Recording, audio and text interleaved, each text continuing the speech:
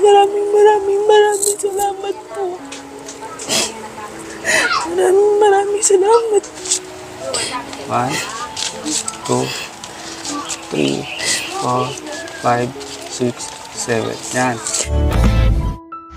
Mga kalingap, muli ko pong binalikan si Aurelyn, ang magina na lumapit kay Kalingap Rab nung nagkakagulo po sa bahay ni Pilomino. Mga kalingap, pinuntahan po natin para abutan ng tulong, pambili ng bigas at ng kanyang gamot. Maraming salamat po mga kalingap sa mga taong may mga mabubuting puso na nang tumulong sa mga nangangailangan. Panurin po natin mga kalingap ang vlog ko pong ito. So mga kalingap, pagpalang gabi, andito po ako ngayon sa bahay po ni Aurelyn. Muli ko pong binalikan mga kalingap. At mula nang na-vlog namin nila Kalingap Rab ay bumabalik sa aking isipan yung kanyang kalagayan mga kalingap. Nandito po tayo para bigyan po ng pambili po ng gamot, pambili ng pagkain. Sa murang edad ay mayroon na po siyang karamdaman na kakaiba. Stroke po siya at epilepsy. Tao po. Ay, Laurelyn. Oh, muli kitang binalikan. Anak mo yan? Bunso mo. Ayusin mo ang damit niya. Buti nakakaya mo. Kabilang kamay lang po. Ha? Kabilang kamay. Kabilang kamay? So, ito, mga kalingap, andito po tayo yan sa bahay ni Laurelyn. At muli po natin kumustahin ang kanyang kalagayan po, mga kalingap. Anak mo ba yan? Opo, pangatlo po. Buti nakakaya mo.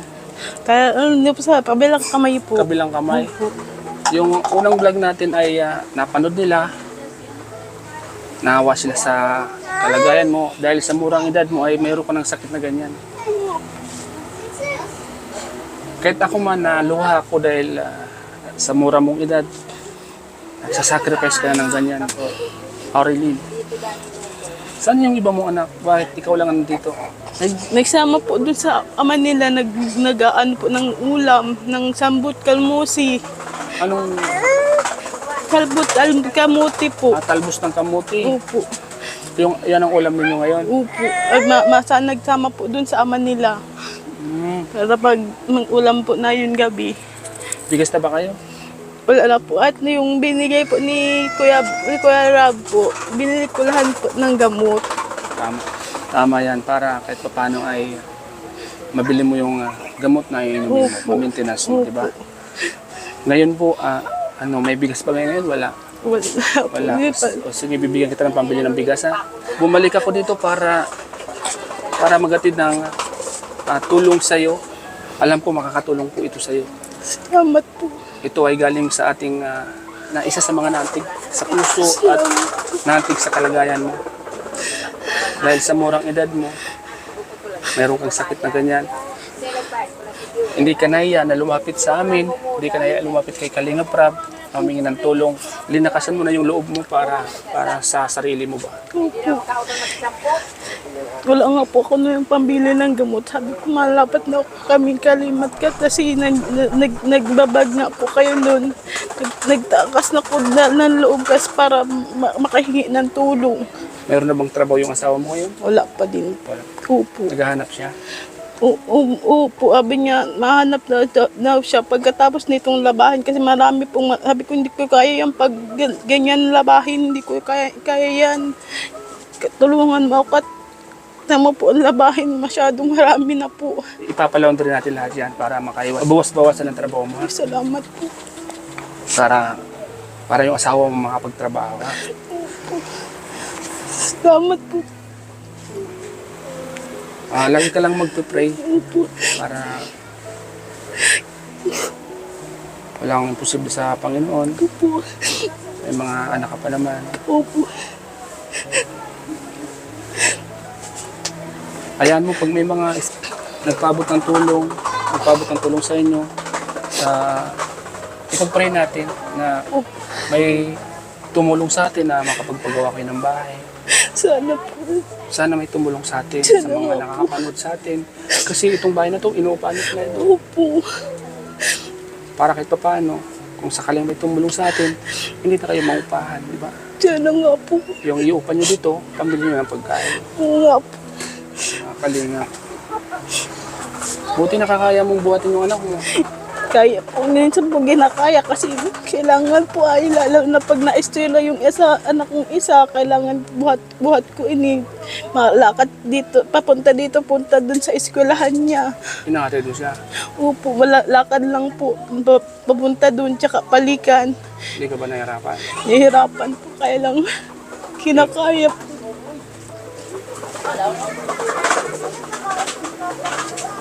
Ako na yung kalagayan mo, ganyan. Tapos, may mga anak ka pang maliit.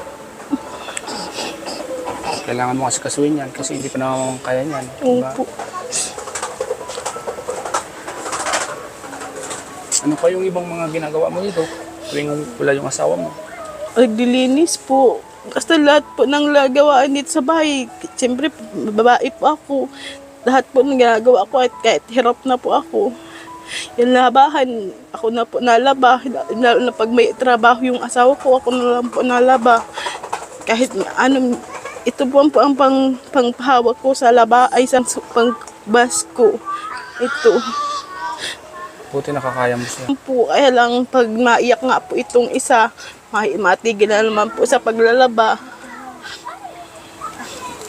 Di ba itong isang kamay mo naninigas? Opo. Tapos ito po sa ikang baa po. Iyon po ay ito po ang na-stroke. Yan yung naninigas. Opo. Sabi mga kalingap. Para makabawas-bawas sa isipin mo, sa problema mo. Kasi ang hirap ng kalagayan mo, sa Mahirap po sitwasyon mo. talaga. Mahirap po talaga. Minsan po na ano lang kasi ang pakiramdam ko, wala na akong ano sa dito sa mundo kasi may ganun pa ako. Hindi na po ako makapagtrabaho para sa mga anak ko. Hindi na po ako nakahanap ng trabaho. Dahil po, ganito na po ako. Kahit sana sa paglalaba, hindi na po ako baka daw atakihin ako ng epilepsy. Sila man din po ang mamumblema. Basta't lagi kang magpupray. Opo. Gabi-gabi magpray ka na sana gumaling ka na. Opo. Walang posible. Yun lang ang tang sandigan mo. Sa sitwasyon mo ngayon, wala ka ibang malalapit ang kondisyon. Nga po. At matanong ko nga pala, saan pa pala yung mga magulang mo? Yung mama ko po may asawa na pong iba. Yung papa ko wala na po, patay na. Hindi ka ba nila pinuntahan dito? Hindi ka ba natulungan? Pinupuntahan po nila ako minsan mabigay ng pagkain. Yun lang binibigay nila. Hindi ka ba nila naisipan na ipagamot? Dahil ganito yung kalagayan mo. Hindi na po. Ewan ko po kay mama kasi pinag-aano pa ako, gusto pong ihiwalay na ako sa, gusto po nila, iwanan ko yung itong anak ko doon sa asawa ko, hindi man po pwede. Kasi mapunta ako sa kanila, wala akong kasamang anak, yung mga anak ko nandun sa asawa ko, siyempre yung anak ko, siyempre maasawa din yung asawa kong yun, maasawa ng iba, may kita ko yung mga anak ko kung ano ang gagawin nila sa mga anak ko. Kaya po hindi hindi po ako nakakaano at sabi po ni mama, maghiwala na po ako sa asawa ko. Kaso yun pa, hindi kasi ito nga po mga bata. Alang-alang sa mga bata, Opo. tinitis mo lahat. Opo. Kahit nahihirapan ka.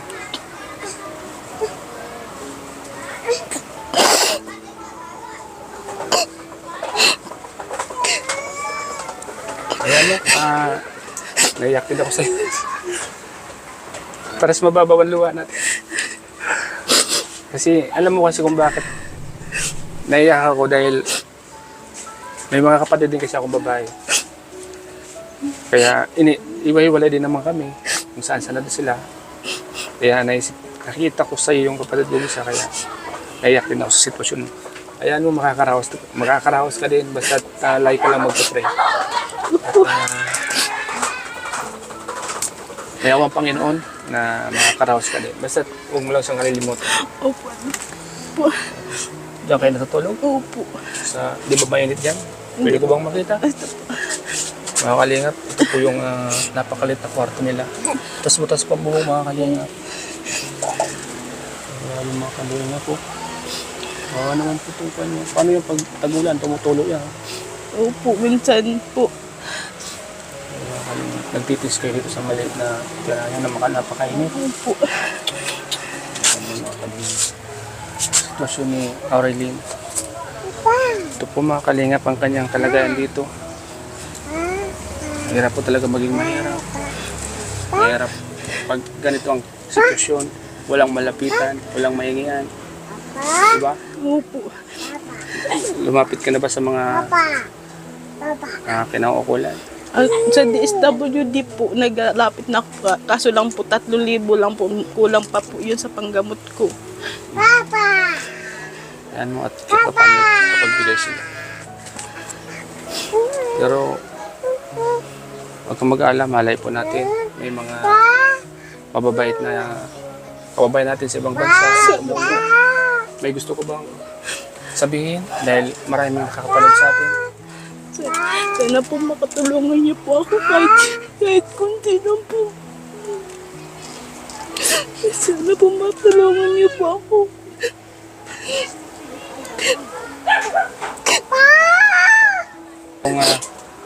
Kung gusto mong tulong maliban sa mga pagkain, mga gamot. Sana po may matayuan lang kami ng bahay doon po sa biyanan ko. Pwede po makataro doon ng bahay. Kaso nga po wala kaming pampatayo. Sana na po may makatulong po sa akin. Kahit maliit, basta Opo, tinilangin kahit po maliit lang. Hayaan mo at pagkisikapan natin na makapagpatayo ka ng bahay. Kaunti-unti. Salamat po. Kaunti-unti. At yan ang ipagpupray ko na mapatayon ka ng bahay kahit maliit. Kasi sa aking child kasi di ko pa kayo magpatayo ng malaking bahay. Pero kung mga maliit-liit lang, para din na kayo mangupahan, pwede kong pag-ipunan at sa mga viewers na nakakapanood, malay mo na tumulong po sa atin. Opo. May tumulong sa atin na magbigay ng pangmaterials Nga po. para hindi na kayo mangupahan. Ano? Opo. Kasi bukod sa pangupahan nyo, ito pa yung isa sa mga iniisip mo, di ba? Opo. Buwan-buwan. Nga po. Buwan-buwan magre-rent ka. Kaninong bahay? Yung pong napausap ninyo. Sa kanya kaya Opo. siya yung may-ari nito. Opo. Pinapaalis din po kami dito. Bakit kayo pinapalis? Po doon sa pagtrabaho ng asawa ko sa kanila. Ewan ko po, basta nag-aasagukan sila. Ewan ko Baka sa ang bayad, ano? kung bakit po doon po sa ilaw. Sabi ng asawa ko, kailangan yung akala daw niya, kasama doon yun sa tubig. Sinisining pa po kami. Kaya pinutulan po kami ng tubig. Pinatulan ka ng tubig. Magkano ba yung bahay sa tubig? 300 po. Monthly? Opo. Sige, sasabihin ko kay nanay na ikabit na. Ako na magbabayad sa tubig niya. Saka sa bahay niyo ako na magbabayad buwan-buwan. Pero wala kang isipin na. Sabi po niya, maalis na doon po kami dito. Bakit kayo alis? At mapabakot daw po, bigibain na daw po nila itong bahay nito. Gigibay na, sabi ni nanay. Opo. Huwag naman muna sana ngayon. Para kahit paano ay pagsamantalang dito kayo. Ayan mo kakausapin ko na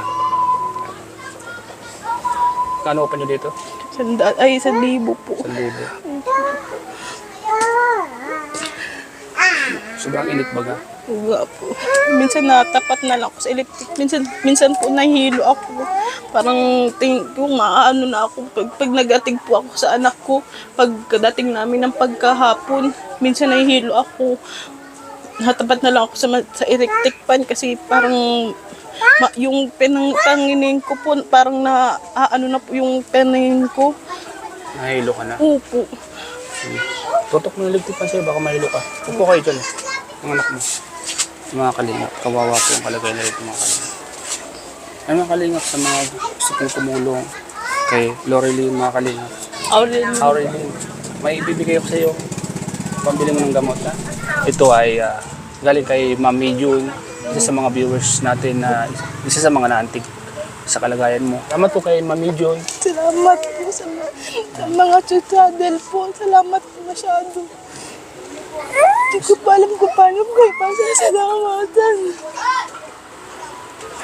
Maraming salamat po. Maraming salamat po. 1, 2, 3, 4, 5, 6, 7. Yan. Sana makatulong sa'yo yan. Masaya ka ba na may dumating na blessing sa'yo ngayon? Masaya po. Sobra pong saya. Salamat po. Wala na po kaming pambigas ngayon. Salamat po dito. Sa sponsor po na nagpadala nito. Maraming salamat po. Diyos na po ang bahala sa inyo. Medyon po. Medyon. Maraming salamat po. Nangyari sa'yo ay hindi mo naman kagustuhan yan. Alam ko, gagaling ka. Maniwala ka lang sa Panginoon natin. Sa'yo. Maipaabot natin sa mga viewers ang iyong kalagayan para kahit paano ay mabawasan yung iniisip mo. Ha? Ito lang ang tanging panan natin. Ito lang yung magagawa natin. May pakita natin sa buong mundo na tayo talaga ay humingi ng tulong sa kanila. Sana maraming tumulong sa iyo para gumaling ka na. Para makalis na kayo sa bahay na ito. Kasi ito pa yung isa sa mga nakakapagpabigat sa kaisipan mo. Pangbayad sa upa, pangbayad sa ilaw, pangbayad sa tubig. Hindi ko po alam kung saan makukuha, lalo na kulang katrabaho yung asawa ko. Hindi ko po alam kung saan ako makakuha ng minsan pambayad sa ilaw tsaka dito sa bahay. Ayan nyo po dahil yung pangbayad mo sa tubig saka sa ilaw ay sasagutin ko na po yun. Para di na po kayo mag-iisip, ha? Para Team Kalingap na instrumento ng mahal na Panginoon. Itong mga nangyayari ay bigla na lang namin nasusumpungan. At talagang siyempre kailangan nyo din. Kaya lagi tayo magpasalamat. Yes, maraming salamat sa Diyos. Maraming salamat po. Salamat kay Kuya Val. Kay Kuya Val po. Maraming salamat po. Kalingap Prab. Kalingat pag po. Thank you po. Maraming Kasi salamat. sila yung founder ng Kalingap na kung wala sila, wala po kami dito at hindi ka namin makikita. Kaya salamatan sila. Maraming salamat. Yan. Ayan mo. At dito lang naman kami. Dito naman ako. Papasal-pasal na lang kita, no? Opo. Para kahit paano ay mabawas-bawasan yung iniisip mo. Opo. Masaya ka ba? Ay, Aurelin? masaya po. Magpagaling ka, ha? Opo. Huwag masyadong mag-iisip. Opo. Relax mo lang ang isip mo. Opo. Para alang-alang sa mga anak mo. Ha? Opo. Gagawin ko naman yung abot ng aking makakaya. Opo. Salamat po mga Kalingap sa inyong lahat. Sa lahat ng mga nanood ng vlog ko pong ito. Ng unang vlog ko kay Aurelin. Sa mga lumuha. Sa mga naawa sa kanilang kalagayan. Maraming salamat po sa inyong lahat. Nawa po ay magkaroon po si Aurelin ng kaginawaan sa buhay. Na maraming magbigay ng tulong sa kanya. Yung kailangan niyang bahay, sana may dilang hangil na lumitaw para magbigay po sa kanila ng ganong tulong mga Kalingap. Salamat po mga Kalingap sa mga tutulong, sa mga bibigay ng pagkain sa kanila sa araw-araw, kung ano man yung may papabot nyo. Yan. Ako po ay nagpapasalamat po sa inyo dahil malaking bagay po yan kila Aurelin sa kabila ng kanyang kalagayan mga Kalingap. Si Loreline nga po mga Kalingap, kahit ganito ang sitwasyon, kinakaya niya lahat mga Kalingap, alang-alang sa kanyang mga anak.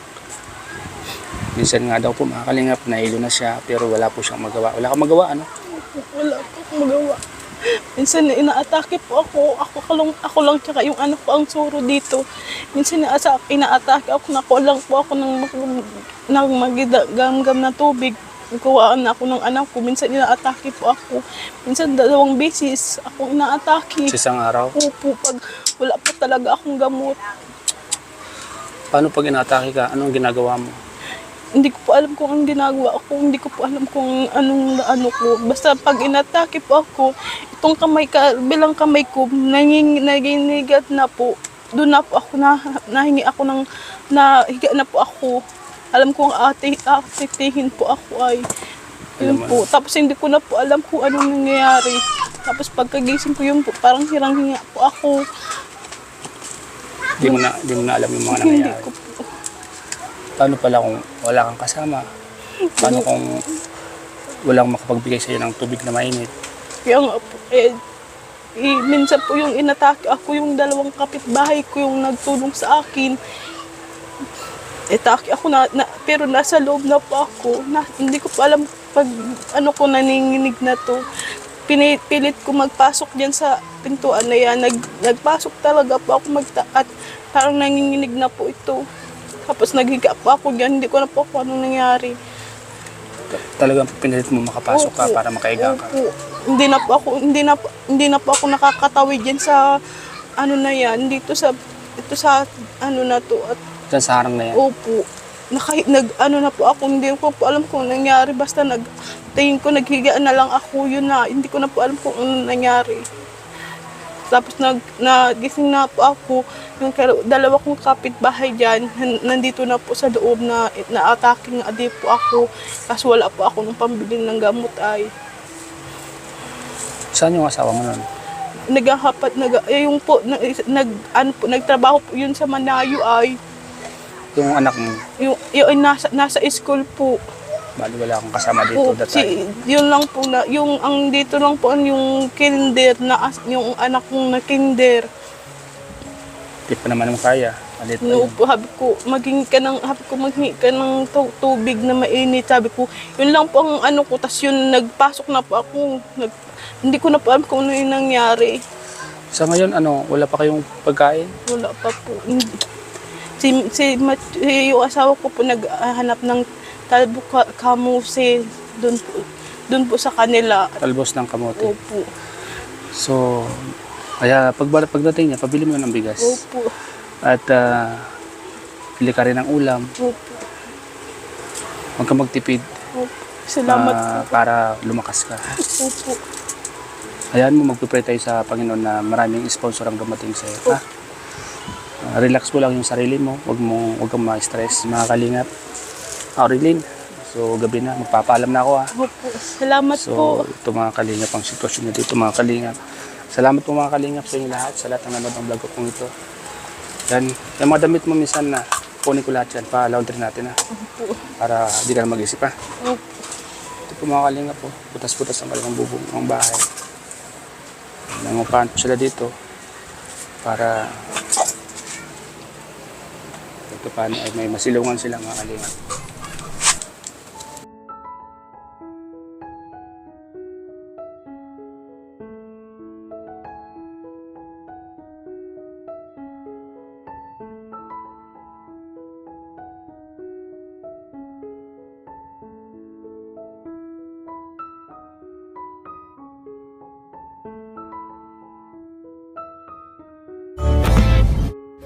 Yan po mga kalingap, maraming salamat po sa inyong panonood sa vlog ko pong ito kay Aurelyn.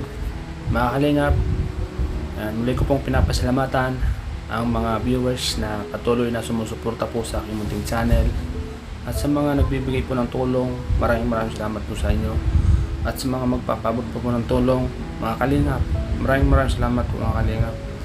Yan mga kalingap, sa may mga maluluwag po at may mga ganitong puso, ako po yung muling kumakatok sa inyong mga puso na sana po ay matulungan po natin ang pamilyang ito mga kalingap.